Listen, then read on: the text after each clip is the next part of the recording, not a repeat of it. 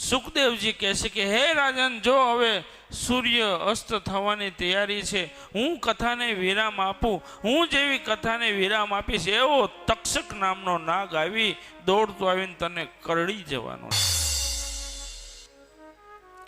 અને સુખદેવજી કહે છે કે હે રાજન, હું જ્યાં સુધી અહીંયા બેઠો છું, સુખદેવજી કે હું બેઠો છું ત્યાં સુધી ભલે શ્રાપ છે, પણ તક્ષક નાગ અહીંયા આવી શકશે નહીં, એની તાકાત નથી.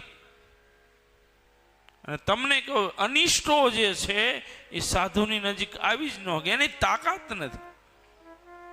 તક્ષક નહીં આવી શકે. હવે હું તને અંતિમ ઉપદેશ આપી અને ગંગાજીના ઘાટ ઉપર શ્રી સુખદેવજી કથાને વિરામ આપે છે.